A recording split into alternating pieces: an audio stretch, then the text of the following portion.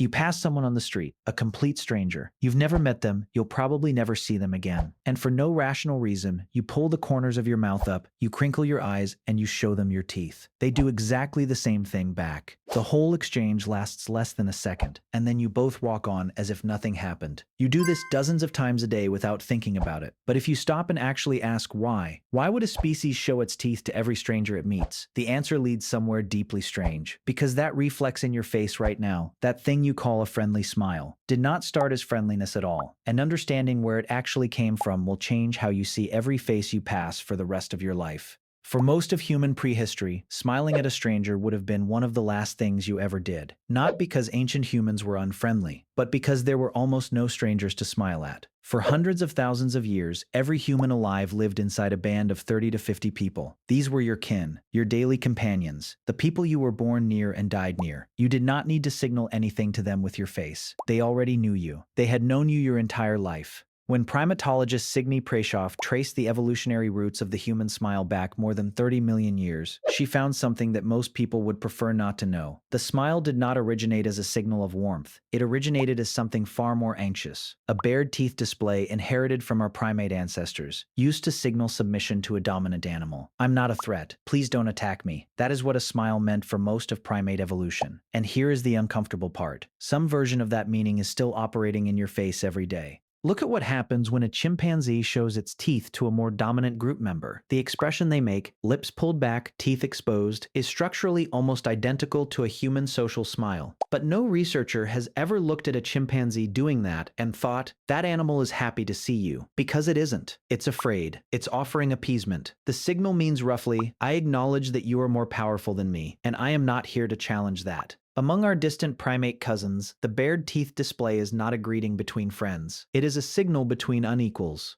But that is not even the strangest part of this story. The strangest part is what happened next. The moment our ancestors repurposed that ancient anxiety reflex into something that would eventually allow the entire human species to cooperate on a scale no other animal had ever attempted. Robin Dunbar, evolutionary anthropologist at Oxford University, has spent decades studying what he calls the social brain hypothesis. The idea that the human brain grew as large as it did specifically to manage the complexity of social relationships. What his research makes clear is that at some point, the scale of human social life crossed a threshold that physical contact alone could not maintain. Other primates bond through grooming. You pick through my fur, I pick through yours. We release endorphins. We feel connected. The relationship holds. But grooming takes time. It works fine in small bands. When Dunbar modeled what size groups hominins could maintain purely through touch-based bonding, he found a hard ceiling. Something else was needed if groups were going to grow. Laughter, and eventually the social smile, became part of that solution. And then, keep this in mind because it becomes critical. Around this same period, archaeologists begin finding something new in the ground.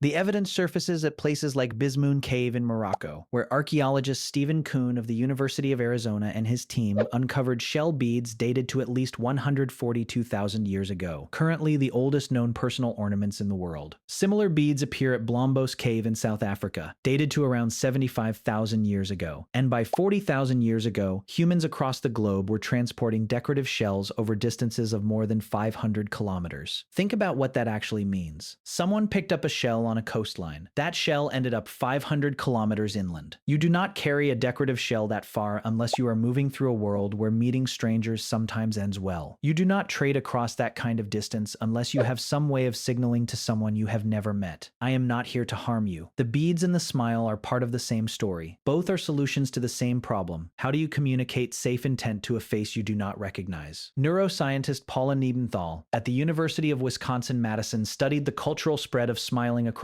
human populations and found something striking. Societies with longer histories of migration and intergroup contact smile more at strangers. Communities that were isolated for thousands of years smile significantly less. That is not a personality difference. That is evolutionary calibration. A smile at a stranger is a compressed negotiation. It is saying, I see you. I acknowledge you. I am not afraid of you, and you do not need to be afraid of me. In under a second, with no words at all. But here is where it gets genuinely uncomfortable, because the brain running this negotiation is not nearly as simple as it looks. When Guillaume Duchenne, a 19th century French neurologist, spent years mapping what a real smile looks like versus a performed one, He discovered that genuine and false smiles are controlled by entirely different parts of the brain. A real smile, what researchers now call the Duchenne smile, recruits two muscle groups simultaneously: the zygomatic major pulling up the corners of the mouth, and the orbicularis oculi crinkling the skin around the eyes. You cannot fake that second contraction on demand. It is driven by the limbic system, the deep subcortical architecture that predates conscious thought by millions of years. The polite stranger smile, by contrast, runs through the motor cortex, the deliberate conscious system, and research from the Max Planck Institute for Evolutionary Anthropology found that children as young as 2 years old can reliably distinguish between the two. Not because anyone taught them, but because that discrimination was built in. You inherited this detector. It runs in the background of every interaction you have, constantly, without your permission. Now go back to that shell bead carried 500 kilometers across an ancient landscape. Someone looked at a stranger's face and made a decision. The decision to approach, to trade, to share something. That micro-assessment of another human's expression may be one of the most consequential moments in our species' history. The long-range trade networks that followed were not just about shells and ochre and obsidian. They carried ideas, technologies, survival strategies across populations. Groups that could read strangers accurately and signal trust convincingly could reach farther, trade wider, learn faster. The social smile was not merely a social nicety. It may have been one of the engines of the cognitive revolution, the acceleration of human culture that archaeologists still puzzle over today.